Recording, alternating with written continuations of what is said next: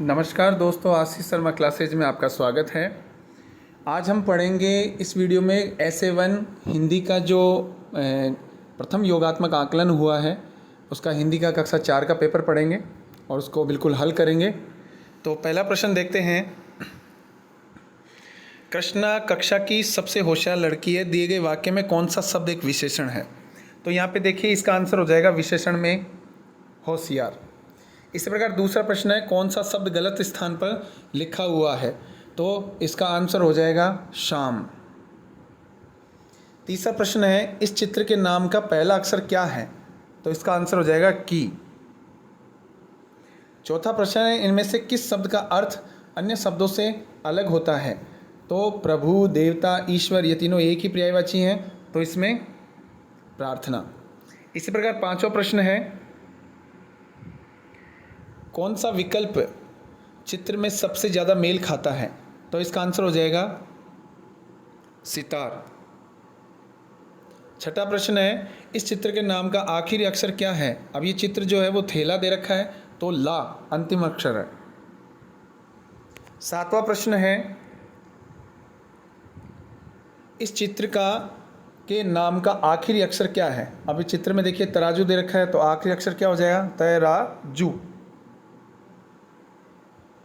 आठवां प्रश्न दे रखा है, दी गई वर्ण पहेली में किस जानवर का नाम छुपा हुआ है? अब इस वर्ण पहेली में मेंढक, सांप और कुत्ता ये तीनों ही नाम नहीं है, इसमें छुपा हुआ जो नाम है वो है शेर।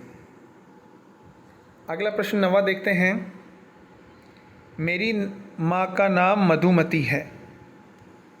मेरी माँ का नाम मधुमती है, तो इसमें इस प्रश्न उत्तर के लिए सही प्रश्न कौन सा है?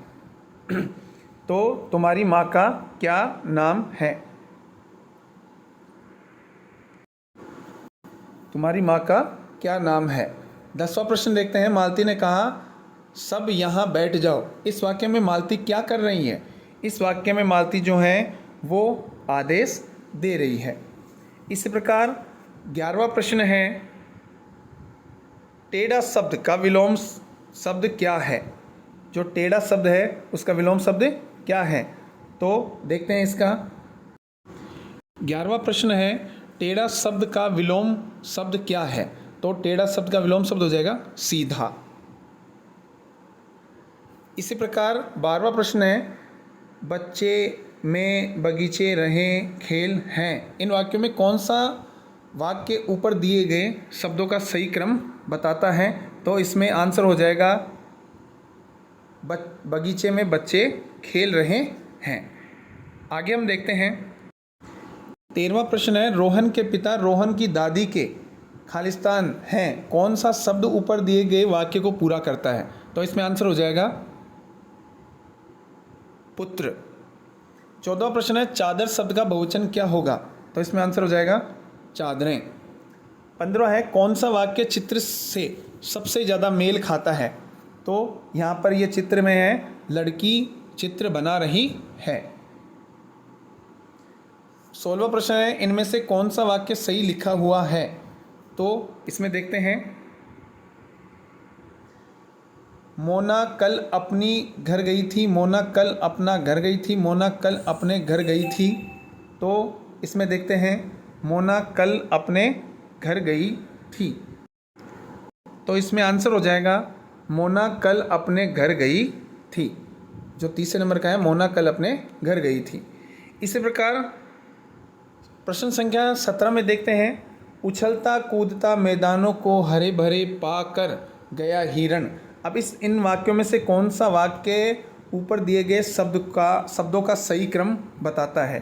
तो देखते हैं, हिरण उछलता कूदता पार कर, ये गलत है। हिरण उछलता कूदता हरे भरे मैदानों को पार कर गया, तो इसमें आंसर हो जाएगा हरे भरे मैदानों को पार कर गया। इसी प्रकार 18वां प्रश्न से लेकर 20वें प्रश्न तक कहानी दे रखी है। इस कहानी को अपने को पढ़ना है। एक बार एक जंगल में आग लग गई, सभी जानवर घबराकर इधर उधर भागने लगे। एक चिड़िया अपनी चोंच में नदी का जल भरकर आग बुझाने का प्रयास करने लगी। चिड़िया को देखकर एक उल्लू ने उससे कहा कि तुम बेकार ही परिश्रम कर रही हो, तुम्हारे लाए पानी से यह आग नहीं बुझेगी। चिड़िया ने उत्तर दिया, आगे चाहे आग कितनी भी भयंकर हो मुझे प्रयास करते रहना है। यह सुनकर उल्लू प्रेरित हो गया और चिड़िया के साथ आग बुझाने में लग गया। उन दोनों को देखकर कुछ और जानवरों को भी हिम्मत मिली और फिर सब ने मिलकर आग बुझा दी। अब हम देखते हैं प्रश्न संख्या 18 से 20 तक। प्रश्न संख्या 18 है, सभी जानवर इधर उधर क्यों भाग रहे थे? तो इसमें हो जाएगा इधर उधर इसलिए भाग रहे थे क्योंकि आग लग गई थी और वो सभी के सभी जो हैं वो भयभीत हो गए थे, घबरा गए थे। 19वां प्रश्न है, चिड़िया के लिए आग बुझाने का कार्य कठिन क्यों था? क्योंकि उसकी चोंच जो है वो बहुत ही छोटी थी।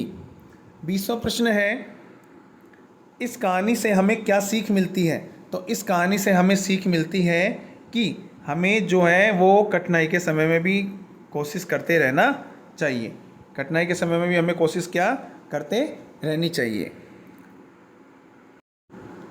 इस वीडियो में हमने ऐसे 1 जो है प्रथम योगात्मक आकलन है कक्षा 4 हिंदी के लिए पूरा प्रश्न पत्र व्याख्यात्मक रूप से हल किया है। मैं उम्मीद करता हूं कि आपको ये वीडियो बहुत ही अच्छा लगा होगा, पसंद आ गया होगा। और इस वीडियो को अपने मित्रों से भी शेयर करें, कमेंट करें, लाइक करें और सब्सक्राइब करना हमारे चैनल को ना भूलिए, ताकि जो भी आने वाला वीडियो है उसका नोटिफिकेशन आप तक सबसे पहले पहुंच जाए। अगले नेक्स्ट वीडियो में कक्षा 5 का हिंदी का ऐसे 1 का हम लेकर हाजिर होंगे। तब तक के लिए जय हिंद, जय भारत।